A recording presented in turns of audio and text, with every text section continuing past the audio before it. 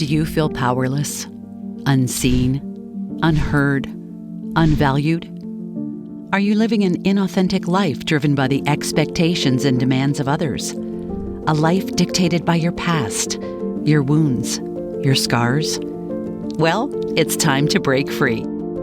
Join Ellie Shefi and her special guests as they guide you on a journey to leave the chains of your past behind and step into a life of your own design. Welcome to You Are Not Your Scars. Here is your host, Ellie. Hello and welcome. Today's guest is a husband, father, author, sought-after international speaker and trainer, actor, poet, songwriter, master results coach, and the owner of Elite Success Systems, a personal development and human healing company that has transformed hundreds of thousands of lives around the world. Having survived a tragic accident, he has dedicated his life's work to creating neuro-transformation. Hailed as North America's next greatest speaker, he is one of the very few people to deliver 2 spoken word TEDx performances: Dear Racism, a breakup letter from a white man, and the power of vulnerability in men. He is passionate about helping men heal their masculine wounds, and he wrote and performed I Do, Mom, a powerful one-man show about his mommy issues. Committed to creating conscious conversations to help heal the racial divide, he co-wrote, produced, and starred with Lisa Nichols and David Bianchi in the award-winning spoken word short film, Let's Grow. Please welcome Sean Smith. Welcome, Sean. It's so great to have you here. It is fantastic to be with you. Wow, you have had quite a journey. You do so many things. How did you get started in personal development? Yeah, it was actually really neat to hear you list a lot of those things because it just took me back through so much of my journey.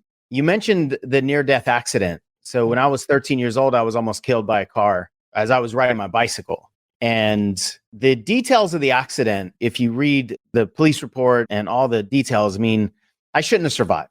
And so I had this huge epiphany in the hospital room that night, just this 13-year-old kid, and I'd see the world. I had seen it through these immortal lenses, I think like a lot of us do. And then just like that, I was high on life, but I could have died. And so I realized that no matter where we are and no matter how amazing life is, no matter what our circumstances, we're not promised our next breath. Mm-hmm. And that fundamentally changed everything for me. It changed the way I looked at the world. It changed my thoughts on success. I made a promise to myself that if I don't know when my life is going to end, then I won't settle for mediocrity. And I changed lanes, like literally and figuratively that day. I started hanging out with different people and so forth. So that started my journey into the whole world of success, just studying goal setting and thinking about different things and talking about different things. And then fast forward about 20 years, I was newly married and we had a couple kids at the time. And I was just kind of fumbling around, trying to find myself and bouncing around from place to place. I had been a probation officer actually right out of high school, or right out of college rather. And then I was a teacher for several years inside of school. But once we had my daughter, who was our first child, I just didn't want to work. I mean, I wanted to keep working, but I didn't want to have to peel her off of me in the mornings and go to school on somebody else's schedule. So that's what kind of got me into the whole world of personal development and self-employment and so forth. But I was still just toiling around for several years until I landed in a man that you know very well, Jack Canfield's seminar.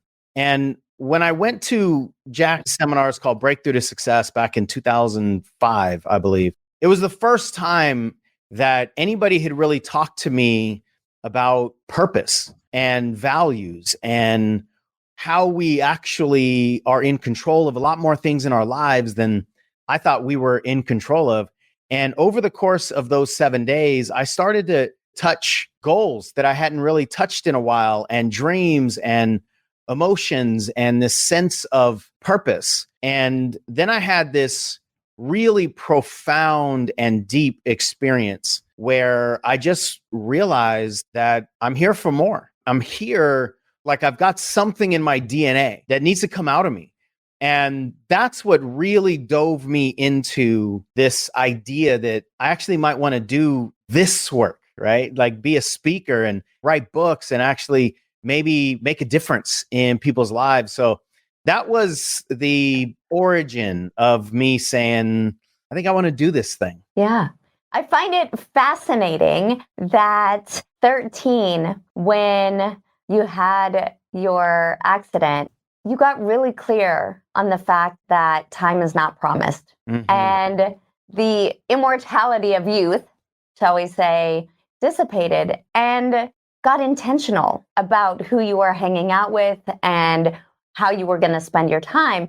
And I find it fascinating that that led to teaching and working with the criminal justice system. And yet, then it was the birth of your daughter.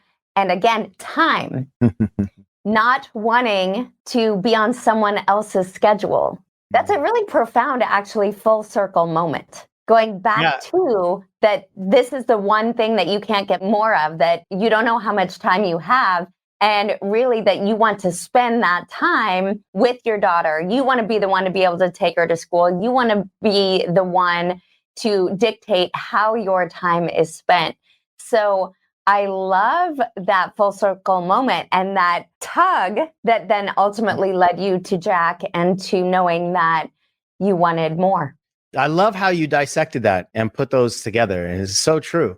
I mean, time is the thing that for all of us is going to continue ticking no matter what we do, if we try to resist it or we try to avoid it. And I think a lot of us, and I was doing this too, and I still fall in this pattern, as I'm sure most people do, we tend to want to skip over whatever pieces of time we're not enjoying, whether that's a Monday through Friday, if somebody has a job, or difficult situations in family, or things that are just going on in our lives that we're not really liking the experience of. We tend to just want to get out of this moment in time and get to that moment in time, whatever that moment is, whether it's the weekend or a better place or when I lose 30 pounds or whatever it is.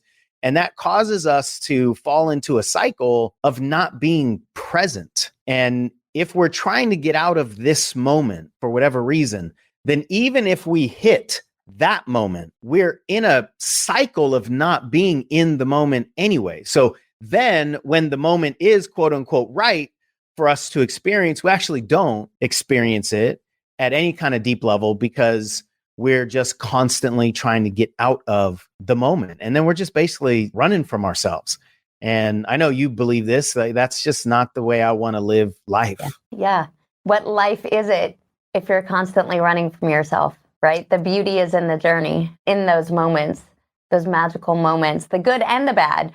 Our dear friend Lisa Nichols likes to say that sometimes the greatest gifts come wrapped in sandpaper. And to your point, that sometimes it's not comfortable, or sometimes you don't love where you are right now. So how do you help people find the magic in those moments, embrace the sandpaper, stay present? How do you help them do that?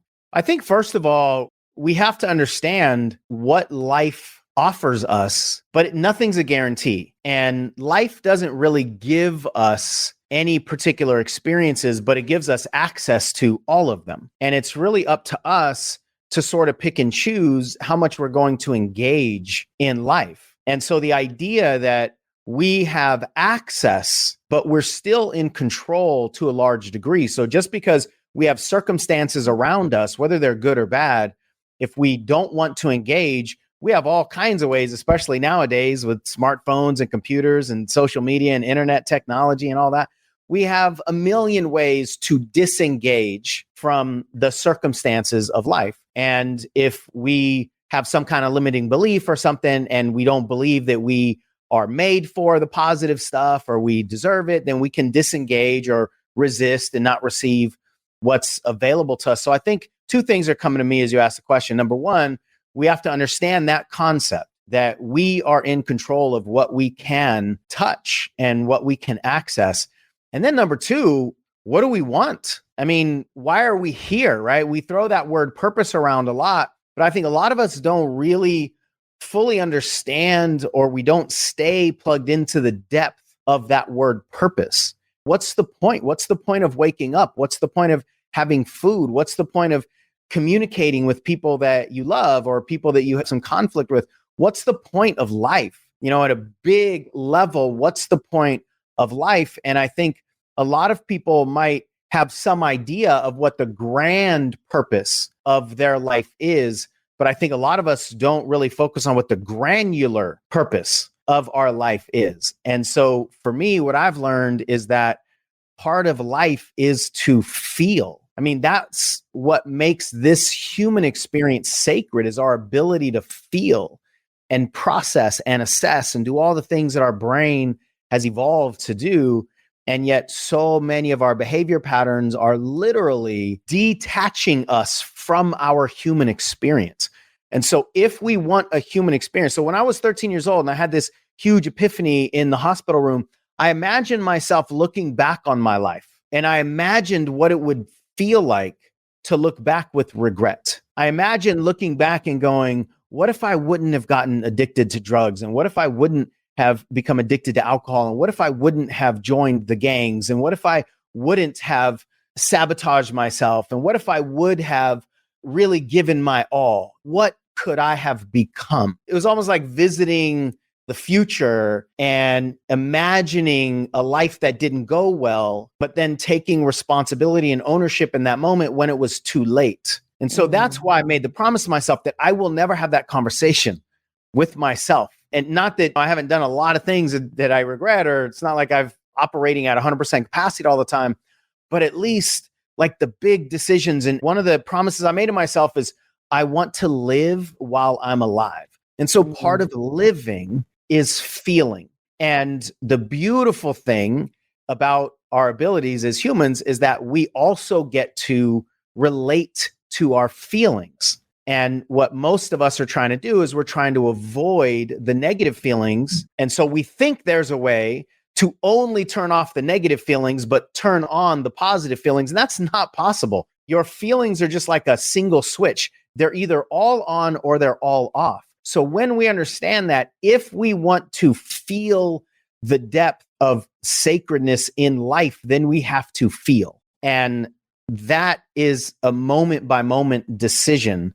And what I found is when things are getting tough, when I feel whatever the challenges are coming up and bubbling up and my tears are starting to flow, I've just learned to value the human experience in that moment. I've not learned how to, nor do I try to teach anybody how to enjoy negative feelings. Yeah. But we can value them. Yeah. And that's where some of my biggest breakthroughs, I'm sure you would agree, have come from sitting in the discomfort of humanity, but that's where the joy actually can be found. Yeah, that's where the contemplation happens. That's where the reflection happens. That's where we can really step in and choose. I mean, you mentioned, what would you love? Like, what do you want? How do you want it to be? And to be in that moment, sometimes in the valley, where we look around and say, how did I get here? Or is this all there is?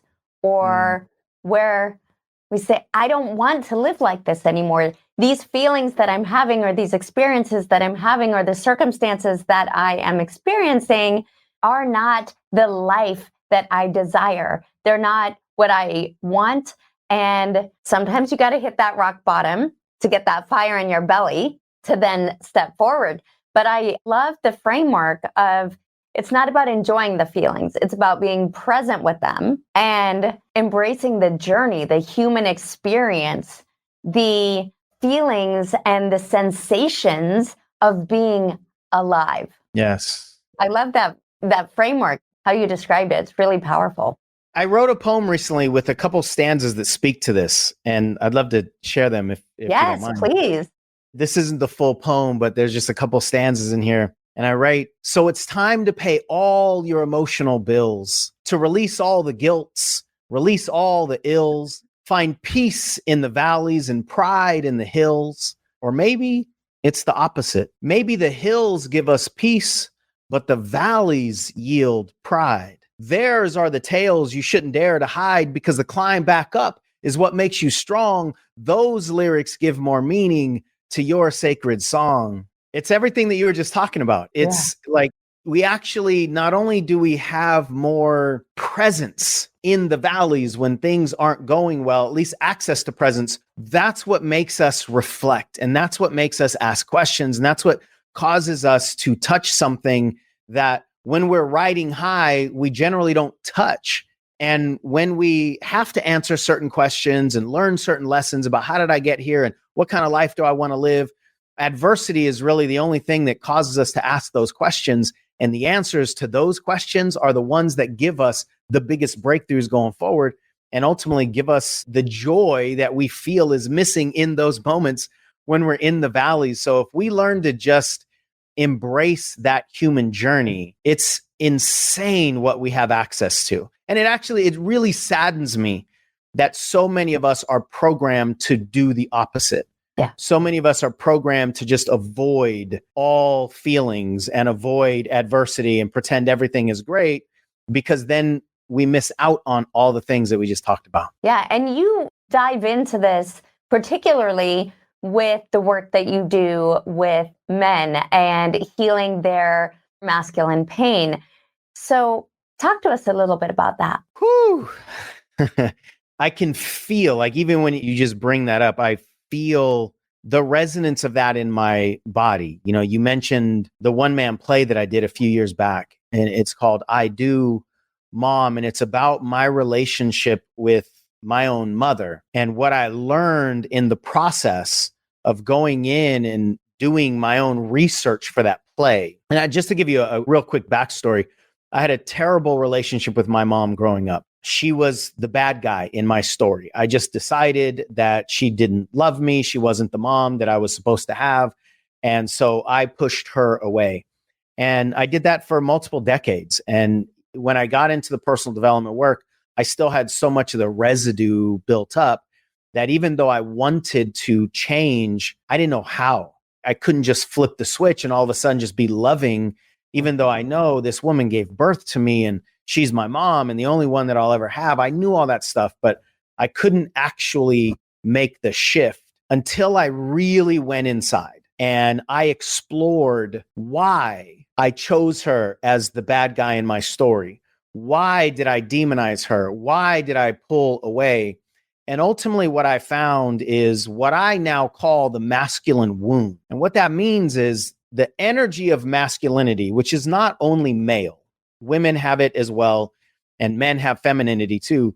The energy of masculinity is extremely insecure in its wounded state. In its pure sacred state, masculinity protects everything that it loves and everything that loves it. And it doesn't try to hurt anybody. It just is this real rigid form of protection. In its wounded state, when it's been hurt, usually by the masculine, then the insecurity of the masculine wound tends to try to hurt somebody else. So it's this pass on trauma, right? You took something from me, so I need to take something from somebody else. Or you made me feel inadequate, so in order to restore that, I'm going to make somebody else feel inadequate. And that is what is programmed in a lot of our men's societies, where we tend to try to feel better about ourselves by pulling other people down. And this becomes a cycle. And that's one of the reasons why there's not a whole lot of intimacy within men, man and man, or men and just anybody else in our lives. And we're actually afraid of vulnerability because at some point in time, we were vulnerable and then we got taken advantage of, whether we're talking about abuse or we're just talking about somebody bullying us or somebody just laughing at us. We learn through our programming that vulnerability is not okay because somebody is going to take advantage of it. And so that's what I call this masculine wound. And I realized that I was using my masculine wound to hurt this woman, my mother. And I knew on some level that she wouldn't punch back, which made it safe for me to punch her. And it's sickening as I say this, and it's disgusting for me to say it out loud, but it's the truth that I learned about myself. So she was the perfect punching bag for the insecure wound that I had, because insecurity actually doesn't want a fair fight. right? When we are like bullies, they don't fight against the people that have black belts in karate.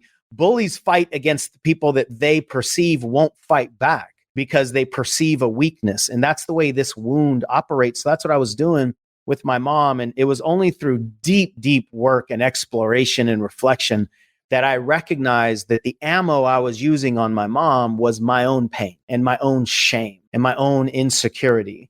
And so that gave me an invitation to do the work with myself. And it also allowed me to invite a conversation with her where we connected at a level that we had never connected before. And the beautiful part about that is in this conversation, I was able to see her pain and her humanity for the first time instead of just seeing her as I wouldn't have ever used the word abuser back then because she never really did anything to me. It was all one-way verbal abuse, me to her, but she was the bad guy. And now I can look back and realize that I decided she didn't nurture me, but that was all my projection. And so once I did that work and we had this conversation, I saw her as the human that she is. I allowed myself to feel her strength and I allowed myself to feel her unconditional love. And now I can look back and realize I was actually terrified of unconditional love because it didn't feel safe to me. So not only with my mom, but with a lot of other women in my life, I pushed them away because I was afraid of that masculinity. So the process of me going in and doing this one-man show gave me a deeper understanding of this masculine wound and our fear of vulnerability. And what I really want men to understand, specifically men, not that this doesn't apply a lot to women because masculine programming absolutely applies, but specifically for men because of the way we operate with ourselves in our circles, what we do and don't do with our sons, what we do and don't do with our male friends on the sports field. There's a programming that needs to embrace vulnerability and authenticity if we're ever going to feel stable in our masculinity. It's not easy work for any of us that have held up these walls of protection and pretending that we are strong and pretending we have no fear and not having any emotions. It's not easy to allow or to create the space for somebody to drop those walls, but we have to because we're hurting people when we don't. Yeah. And one of the things that I want all men to consider, because this was the biggest shift for me, is who am I hurting through my protection? And when you realize, I'll speak for myself, when I realized that without intending it, I was actually hurting my wife. I was actually hurting my daughter. I was giving her something, an experience that I didn't want her to see. I'm hurting my son. I'm hurting people in my life. I was hurting friendships that I had. And ultimately, I was hurting myself. Then we can put it down and recognize that there's this sacred masculinity that we can fall into that truly has the strength of the world. Like there's nothing that can overpower rooted, sacred masculinity, but we need to fall into that. And that really is about removing all the layers of protection and insecurity and programs and all that stuff that we've had. And then the beautiful thing is when we can do that with our masculinity, then sacred masculinity and pure femininity can work together like the yin yang symbol without threatening each other. And that's when the union, whether we're talking about inside an individual body or with two people in a romantic relationship or across the globe, then the union can actually work for the betterment of everybody. But it's the masculine wound that needs to heal for that to take place. Absolutely. And I love the question that you invite men to consider. Who am I hurting? What is another step that someone early in their journey who is hearing this for the first time and they're starting to feel that awakening and have that light bulb go on like, oh, wow, I am wounded and I would like to heal through this. So once they've asked themselves, who am I hurting with this? Then what can they do next? That's a great question. I love constantly giving some tangible steps. What's the next thing? I would say to ask the opposite question, who do I want to be? And for me, I asked, what lessons do I want to give my children? I have two kids, a boy and a girl. My son is watching me as a model. Yeah. My daughter is watching me as a model, but in a different way. My son is looking at me and wondering who he can be as a man and who he wants to be because he resonates with me as a man. My daughter is watching who I am in my marriage, who she deserves, or what kind of love is safe. And so I'll give you an example. I had this program of a lot of repressed anger. And because I didn't want to let my anger out on my family, which I didn't, I chose to bottle it in. And what I had the pattern of doing for a long time is once I started to get angry, I would leave. Now, in the moment, I felt that's better than erupting, yelling at my wife or yelling at my kids. And maybe it is, who cares? But I was showing them that when things get tough, dad runs. And my son said that to my wife one time. He said there was something that I was frustrated with. We had a little verbal awkwardness, I guess.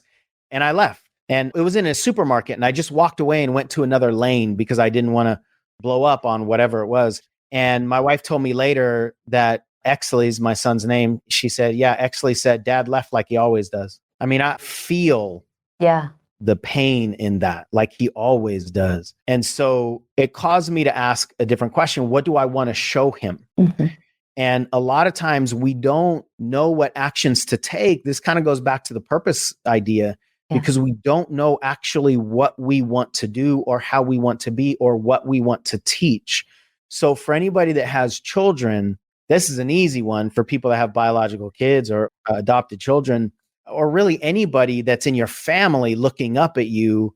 What do you want to teach them? And the only way to teach is to show. One of the things that I fully believe, this is a theme that goes into all of my work with parents, is that your kids are not listening to the lecture, they're watching the show. The only thing that matters is what we show them with our behavior. Now, if somebody doesn't have children of any kind that you can imagine are looking up at you, we all have a child inside that's watching us. And a lot of times our most valuable audience member is the child inside of us that's watching everything we do, obviously. But wherever that source of leverage can come from, recognize that you're showing somebody something and you're putting energy out that's then attracting whatever it is that's coming back to you. So if somebody's in business, if somebody wants to be a speaker or a coach, the energy that we put out in the magnet is going to be what comes back to us. And a lot of us get frustrated. This is something that I learned relatively early on in my career, but it was a huge shift. I was putting out energy of blame and shame and frustration and all the stuff that was a factor of me not doing my own personal work, right? Not confronting these things. And so I was just energetically projecting it out. And people don't want that. People don't run toward the shame magnet, right? And we need to understand that that energy is actually being projected if we're not working with it. So to try to recap your question, get really clear. And I would actually write it down, get really extremely clear. And it's okay if you don't believe this is even possible for you yet, but get really clear as though you were writing a script for a screenplay or for a scene in a movie. Get really, really clear on what you want this scene to look like, what you want to have the capacity for. Because until we have some sort of target, it's like opening up your phone and opening up the GPS system, but not telling it where you want to go. It can't give you directions unless you tell it where you want to go. It also can't give you directions unless you tell it where you currently are. So pay attention to the moments that you, I'm going to put this in quotes, fail yourself, meaning you don't act the way you want to act. You don't show what you want to show. So take a little inventory of where you are now. Where do you want to be? And just that right there is now you've got two starting points. And now, depending on what you come up with, this is going to be individual to person, chunk it down and work on whatever it is that's on that bridge between where you are and there. And I would say for most men, it's going to be in the vein of what I was saying earlier. It's going to be who hurt us, usually a man in our lives, whether it's our father, a father figure, a sports coach, a teacher, somebody that we saw on TV. Somebody hurt us and told us that we need to be always strong, that we need to always win, that we need to always conquer women and conquer whatever the journey is. We need to be warriors. And if we're not valuable. And to a man, to this masculine male programming, I would say the worst thing is to be not valuable. When we don't feel valuable, then we have no point. So if we recognize, how did we learn that we're not valuable? What were we taught that we need to do to get value in the eyes of other men? That will be a good starting place. So powerful to look through the lens of, when were we taught that we weren't valuable if we didn't do these things or didn't show up in these ways? And then to be able to really reframe that. I think for women, we come from the place of not feeling worthy. Yeah. And so I love actually the parallels between the masculine valuable, the feminine worthiness. Worthy. They're the same. They really, really are. Yeah. And they come from the same source. And it's usually this masculine kind of patriarchal, I make the rules and you follow the rules. I'm really glad you put that parallel. Like, if these are the rules that the masculine has put down, if I'm a man and I don't follow the rules, well, then I'm not valuable. And you're a woman, so you don't even get a say in the rules because you're not worthy. And I think that what happens on either side of that line is different for the masculine and the feminine, and for men and women. But it really, the wound comes from the same place. It really does. I love that similarity there. Yeah, so powerful. What a realization. Now, we've talked a lot about being able to heal those wounds. And you've talked about purpose and getting clear on where you are and where you want to be. Now, we know that life happens. Stuff is going to come up. Stuff is going to get in the way. So when you know where you are and you know where you want to be and you know what that purpose is, how do you stay aligned? The simple answer that I've learned is to get quiet. Life happens, as you said, and the way that our brain operates to understand what just happened to us and protect us from that ever happening again, and for us to retain our status, and the way our ego works, we get really loud and we get really complicated. And then we tell ourselves stories. And the way a story works, like a belief inside of a human, is just like the way a lie works. If you tell a lie, at some point in time, you're going to have to tell another lie to support the lie that you started. And then you're going to have to tell another lie to support those two. And in our lives, when we make stories up about what it means to be a man or what it means to be a woman, or the danger of vulnerability, or any of those stories that are all based on some kind of painful experience we had, at some point in time, we have to tell another story, because the story that we created actually isn't the truth. It's just based on how we feel, and we want to protect ourselves. So we start telling stories, then we tell another story, and then we tell another story, and then we tell another story. And pretty soon we've created this massively complicated human ecosystem in our brain. And we've got so many stories. It's like balloons up in the air and they're coming down. And our job feels like to not let any of them hit the ground. But literally there's hundreds. And so we're just constantly chasing balloons. We're constantly swimming in the complication of human protection. The answer to that is to not chase the complication. The answer to that is actually get quiet, get still. Sometimes it means just listen to the stories. If you just listen to the stories that you tell yourself as an audience member without trying to agree or not, or trying to justify or not, you just listen to the stories, pretty soon it's like they'll just start to melt, right? Because you'll recognize that's just a story. That's actually not the truth. And so the beautiful part of human transformation is that it happens with unlearning. It doesn't happen with learning. And so we need to let go of the layers that we've put on. We need to let go of the stories that we've been telling. And when we stop telling those stories and we let go of some of those layers, then we actually settle into who we really are. So I believe that this journey is really a journey back. It's not a journey forward toward anything. This journey of self-development is really about undevelopment. It's about a journey back to authenticity, back to who we once were before we started telling these stories. And the best way to do that is actually to get quiet. That could be meditating. That could be just spending more time on your own. One of the reasons that a lot of people get swept up in the complication of human existence and society is because we don't really know who we are. And if we don't know who we are, we don't have a strong self-concept, then we can't know where we fit, and we can't know what fits us, and we can't have anything to align with. Align is a relative term.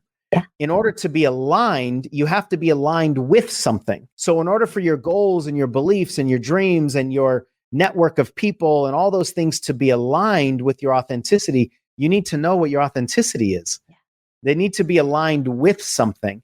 And the best way to find out what that something is or what that someone is to be quiet. So it'd be interesting to know if you found something similar to this. In all of my studies over 17 plus years now, the only common denominator that I've found with all across the board people talking about success, the only common denominator that I've found is meditation. Yeah. That almost everybody who is successful, or at least is living the kind of life I want to live, almost everybody has some kind of meditative practice. It doesn't look the same for everybody. But if you think about affirmations or goal posters or nutrition or what have you, like a lot of those are ingredients in a lot of people's recipes, but meditation is the only one that I found. It's not in literally every single person, but it's by far the most common denominator.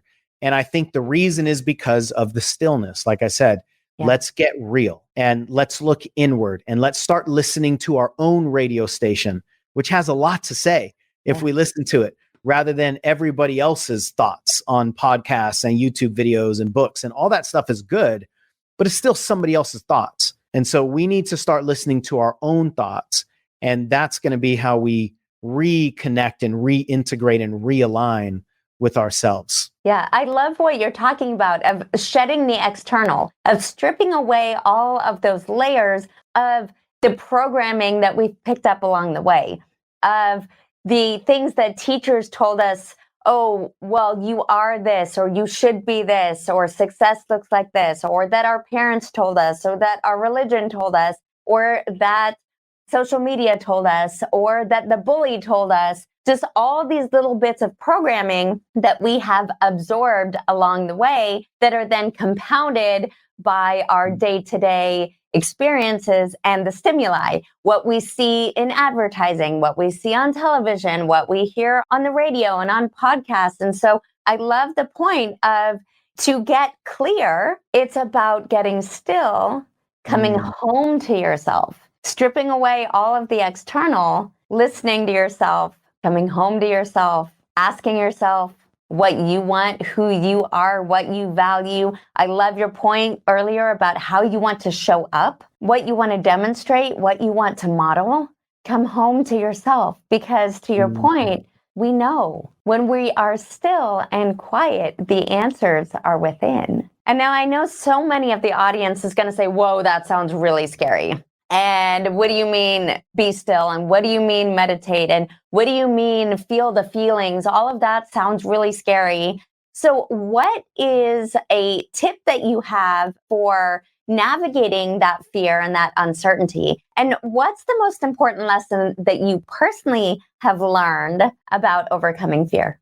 Yeah, well, you said a lot there in a relatively small amount of words. It is really scary for most of us to even think about going into the vulnerable void, going into that place of who we are, because we do get told constantly through a lot of the sources that you just mentioned who we are. And more than that, we get told who we're not. And so that becomes a familiar concept. I use the term self-concept, which is a really important term. That becomes a familiar self-concept. And then what happens is it morphs into this idea that we don't even know who we are, but we know who we're not. And even if we were able to dissolve the idea of who we're not, that still doesn't answer the question who we are. The good news is That's not anything we need to figure out. It's, as you said, it's just about coming back home.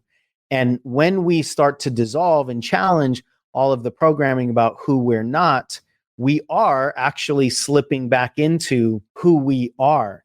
And I think one of the key components to understand in personal development of any kind is how our brain actually operates in forming the behavior that we have. So in the context of this conversation, you mentioned fear, the fear of vulnerability, the fear of whatever, fear of speaking, fear of relationships, fear of being hurt again, fear of betrayal. We need to understand how our brain actually creates the fear. And one of the biggest misconceptions that I see, that I used to have, is that fear is a bad thing. And if we want to do anything in our lives, we need to get over that fear, or we need to dissolve the fear. We need to somehow reduce the effect of fear in our lives. And what we have to understand, this will be a huge shift for a lot of people if you haven't dissected this concept of fear, what I'm going to talk about. Fear is a protective mechanism. What that means is something at some point in time, I tend to turn this way when I'm talking about my past. Something in our past at some point in time happened, and we don't want it to happen again. So in order to protect from that happening again, we create a fear. It's like if you get bitten by a dog, your mind, which wasn't afraid of dogs before that, creates a fear of dogs now because you don't want to get bitten again. So we want to create a fear in order to protect, or we do create fear in order to protect. But here's the mind-blowing shift that I had recently. We only protect that which we love. So fear is created from and actually with love. The reason this is really important to understand is that most of us try to fight fear with everything but love, right? We try to fight it with anger or shame or urgency, irritation, right? If I could just get over this thing, and why are you so afraid? And none of that is actually going to dissolve what's dissolvable or embrace what's embraceable, because only love can do that. And this might sound like a little woo-woo to some people, but we have to change the way we relate to fear. And when we change the way we relate to fear, it can become a teammate of ours rather than an opponent of ours. And most of us, I did this for most of my life, think that fear is an opponent that we got to fight against. We will never get rid of the human capacity or the human brain's desire to create fear. So trying to fight against your fear, it's just a useless thing to try to sign up for. You're never going to be able to do it. You're never going to be able to get rid of fear, but you can make peace with it. You can actually become partners with your fear. Fear is a phenomenal co-pilot. It's just a terrible lead pilot. So when we start taking action and we start to get more aligned, we have to listen to the fears that come up, because they will come up. And it's impossible for us to try to break through our comfort zone without fears showing up at the door like, are you sure about this? We don't know what's behind those walls over there. And you told us actually that everything back there is scary. So I'm going to do everything I can to keep you inside your safety zone, right? That's how fear works. It's trying to keep us safe. It's not trying to keep us losing. It's not trying to keep us settling. It's trying to keep us safe. So the only way to actually create a teammate from fear is to embrace its desire to keep us safe, and then recognize that you, as the person who's growing, no longer need the protection that it once created for you, because, and this happens as we're taking away all these layers that we've been talking about, because the thing that the fear showed up to protect isn't relevant anymore. And it isn't even you. It was a story that was created anyway, once upon a time. But because we don't understand how fear shows up, we don't challenge it. We let stories that we literally sometimes started when we were 4 years old, we let those stories evolve until we're 40 and 60 and 80. And we never sit and turn around and go, wait a second, what if I've actually outgrown the thing that early story was designed to protect me from? What if I do that? And so when we can relate to fear differently, then we actually have a chance to operate with it powerfully. And one final thing, we have this like simple surface level way to deal with fear in this kind of meme world that we live in. And I'm sure most people have heard false evidence appearing real. That's what fear stands for. I despise that acronym because it's not true. Fear is not false evidence. It might be a false story, but the fear that your body feels is not false. It's real. And if you take something that's real and try to just say that it's false and try to just power through it, you're not listening to your body. Fear is actually trapped in our bodies. So don't pretend it's not there. And that's what a lot of us are trying to do by just dismissing it. It's like if you have a child that has something to say and they're screaming at you, trying to get your attention, and you just dismiss them and turn around and try to avoid them, they're only going to scream louder. Yeah. Your fears are not going to go away if you avoid them. It's about feeling them. Actually feel them. And the other thing is, fear, just like all emotions, they can't last forever. The reason they do get trapped in our bodies is because we don't feel them. Yeah. So the best thing we can do with our fear is feel it and explore it and play with it and turn into that child, like you're trying to figure out how Play-Doh works, right? Turn into that child and go, I thought this and I felt this and I did that and I feel this and it's over here. And the more that we explore the real feelings, then we can become a vessel of emotional expression. And fear is no different than any other emotion. It has shelf life in our body. And if we allow ourselves to feel it and we're not afraid of the fear, then it can flow through us. We can learn from it and it can actually strengthen us. Yeah. But because most of us are afraid of our fear, it controls us. One of the things that I love about what you were just talking about is making friends with it, right? Feeling it, processing the fear or the blame or the shame or the judgment or the self-doubt or questioning yourself or whatever the feelings might be, to feel them. And I love that you're tying it back to that inner child that you mentioned earlier and that childlike curiosity and to play with it. I love that you used the word play. Like, let's look at all of the experiences in our lives, the circumstances, the feelings, the actions, the activities, all of it with that childlike curiosity, with that exploration, and with that purposeful play as our framework so that we can experience it and navigate through it, let it flow through, and to your point, not get trapped. We don't have time to go into all the science, but you are a master at all of this. And there are, in fact, physiological, biochemical reactions and responses when we are in these different emotions. Each emotion releases its own chemical cocktail that is, in fact, in our body. So I love how you also said, it's not false evidence. It is a real physiological reaction that's happening in your body. It is a real experience that you are having. And whether or not it's based on a false narrative, it's no different than putting on 3D virtual goggles. It feels real. You feel like you're there. You're experiencing it as it's there. And so I love that you're validating that and saying, don't discount it. Don't discount it. These are your experiences and they are real. And so you have... that's so good. You've spent a lot of time in the personal development world. You have helped hundreds of thousands of people navigate through these, and you serve so incredibly powerfully, whether you're working with your speakers or your entrepreneurial clients or the men or the broad spectrum of your clients.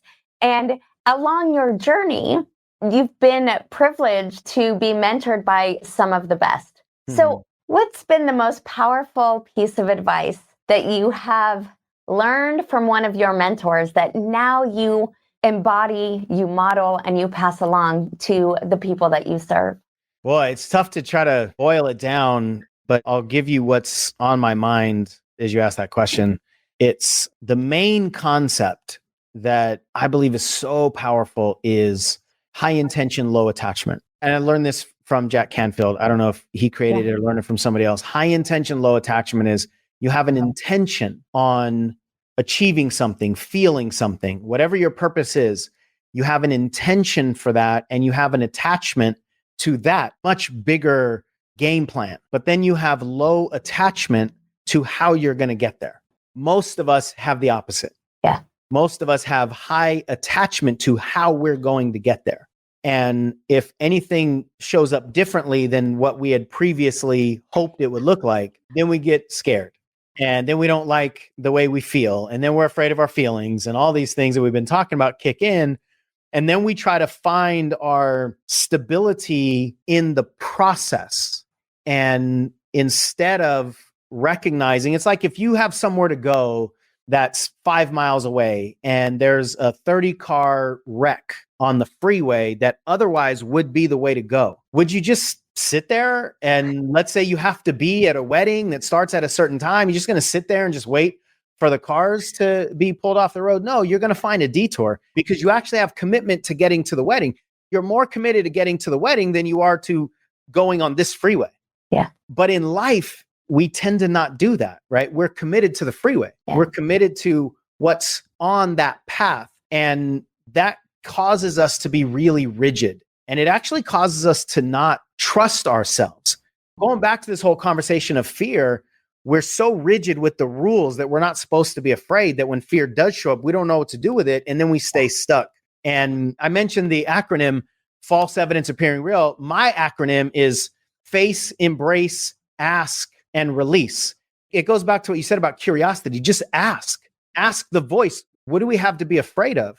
And actually, when you ask yourself, when you sort of challenge the internal voices that you have, you'll be able to discern between them. And you'll be able to tell that some voices are actually just designed to be afraid of everything that moves.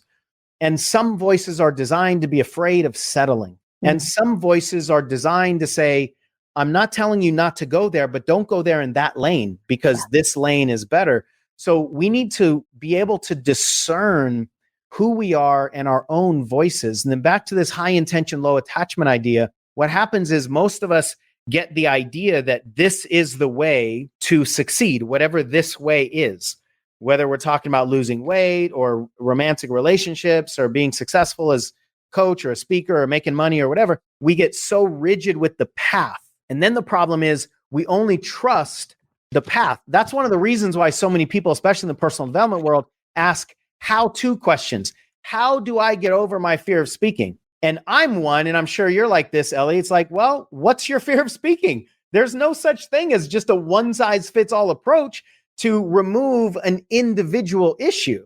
I need to know how you tied your knot in order to help you untie it. But too many people are asking universal questions. How do you, as a human, how do we do this? And what that does is it creates trust only in the terrain, meaning if you'll tell me exactly what's in the terrain, what's on the path, what's on the road, then I can pack for it properly. Then I can make sure I'm prepared for it. I can put in my backpack everything I'm going to need. And if you tell me where the potholes are, then I can go around.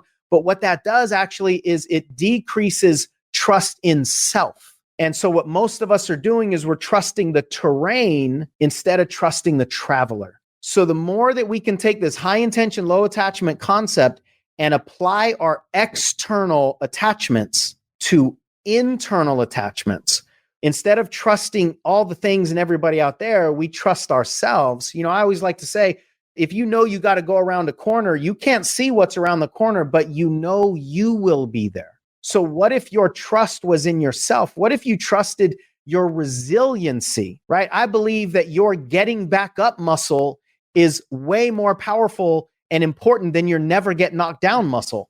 Because as you said earlier, life is going to knock you down. And if you're afraid of getting knocked down, then you're going to walk differently in the world. And you're always going to be concerned about what might knock you down. And then everything becomes dangerous. But if you walk in the world knowing that your attachment is out there, what you want, your purpose, your alignment, your vision, and you start going, those things won't be able to knock you down because of the way that you're walking in the world. And even if they do knock you down, but you trust yourself to get back up, then they don't become scary. It's like, Ellie, I know you travel a lot, obviously. Have you ever been in the airport and you see that your gate is like maybe 500 feet away or something? And if you look up at your gate and you just focus on the gate, you can have your bags behind you and you just focus on the gate. You're actually looking above people. If you do that, almost nobody bumps into you. Yeah. Because there's just like this energy, like I know where I'm going. Yep. And people can see that and they just kind of naturally move. But if you see your gates way over there, but then you take your eyes off of it and you look at all the people that are in your way, you'll bump into almost all of them because you're trying to avoid the people instead of focusing on where you're going. That's a real powerful visualization of high intention, low attachment versus low intention, full attachment to all the things that are in our way. So hopefully that's a visual that, and for any of you that like the next time you're in the airport, do that. I've had so many clients actually do that and just say, look at your gate and go and see what happens. And even if people do bump into you, it's no big deal because you're going to keep going. And if we could change that energy in life and apply it to all of our endeavors, it's almost unfathomable what we can actually achieve, but not only achieve, enjoy along the way. Yeah, I absolutely love your point about trusting yourself, not the directions, not the steps, not the process that somebody gives you. Because when you become dependent on well, how do I do this? What's the first step? What's the second step? What's the third step? When do I go right? When do I go left? How far down the road? Then you are so dependent on each of those things, as opposed to developing your resiliency muscle that you mentioned, that developing your intuition, developing your ability to get still, developing your ability to be present, the ability to feel and navigate, and all the things that we've talked about in this discussion. I love that you brought it all home to really developing the skills within you. That's everything. So powerful. So as we wrap up here today, let's imagine that you have come to your life best lived. Let's take this full circle. You started with, in that hospital, deciding that you didn't want to ever live with regret. You didn't want to ever look back. So you have done that. You have lived every day to the fullest in your purpose, in your passion, serving. There's no regrets. What do you want them to say about you? So first, when you say they, I immediately imagine my children. What do I want they to say about me? I want my children to say that I lived. While I was alive, did I live? I want them to watch a man who's not afraid of falling, not afraid of crying, not afraid of admitting that he screwed something up, that I was wrong. And I want them to have learned the beauty of and the power in humanity. I want them to see what radical vulnerability looks like. And I want them to therefore give themselves to be radically vulnerable and radically authentic and radically human and radically real and feel what it's like, so that we don't do something that you alluded to earlier, so that I don't spend all of my life avoiding myself and never actually meeting myself. I want to reintroduce me to me every day, because that is a daily process for me. Every day, reintroduce me to me, and let's walk another day together in as much of an aligned way as we possibly can. And it's not easy. I mean, we're going to fall prey to some of these patterns, and our fears are going to get to us, and we're going to quote unquote fail ourselves from time to time. But can we just keep getting back up? Can we get back in line? And so I want people to say about me that I just kept going. And so it is. Now, how can people get in touch with you? How can they learn more about your programs? How can they work with you? Where can they find you? Everywhere online, I am Coach Sean Smith. So that's my YouTube channel, it's Instagram, it's Facebook. My website is coachseansmith.com. If anybody wants a little bit more about the masculinity stuff, I do have a page with a bunch of free resources for masculinity at coachseansmith.com/masculinity. If you're on the main page, you'll be able to navigate there, or you can just go straight there. You know, it has the spoken word poem that you mentioned. It's got another video that is really like a love letter to my son, really, about this is what life tells you being a man is about. And this is what I want to tell you being a man is about. That's the most tender page that I've ever put up on the internet, but I'm easy to get a hold of. So people can send messages, DM me, email me, Sean at Coach Sean Smith. And I'd love to continue any conversations. Absolutely. Get in touch with Coach Sean Smith. Can I say one more thing? Yeah. I can't believe I forgot about this. In a few months, I'm releasing my first book, and it's based on so much of what we talked about, especially masculinity, because I spent about 15 years coaching only women. And what I learned is that women's self-esteem and worthiness that you brought up earlier is first created by, and then generally sustained or not by, their relationship with their father. And more specifically, women need to know whether their father was proud of them. Now, we as men are not taught that. I mean, we grow up as little boys and people are not telling us that they're proud of us unless we're finishing first in the race and getting A's on report cards, right? So we're usually taught performance pride. And that's what we generally give then to our children. And what I've learned is that the self-esteem of a little girl and the self-esteem of young women cannot be based on performance, especially masculine definitions of performance. So I wrote a book and it's called Daddy, Are You Proud of Me? And it's designed to be a reporting to men that I've been coaching women all these years. And for those of you that have daughters, this is what they need us to tell them. And this is what you need to understand, Dad, because we didn't learn this, right? So I want to report to them, to fathers specifically, what our little girls need. The book is kind of taken on a life of its own because a lot of women are reading it and it's serving as almost like a way for them to watch a coaching session between me and their dad. Yeah. And because they're not really in it, they are pulling so much out of it and having realizations. And so a lot of women have said that the book is like, it's fundamentally healed their relationship with their dad, their relationship with themselves. And so this is my most sacred work that's about to be birthed into the world. And so much of it is based on my journey with my own daughter, who's now 20. And anybody that on our website, you can get the first chapter. Again, you can navigate to it and ask questions. Like, this is the conversation that really needs to be had. And it'll help both of us on both sides of the aisle. Yeah. So Daddy, are you proud of me? Daddy, are you proud of me? They can get more information on your website, CoachSeanSmith.com. And I have no doubt it will be released across all channels. So they'll be able to also look on Amazon and all the places where they can purchase books. So before we end today, Sean, any parting words for the audience?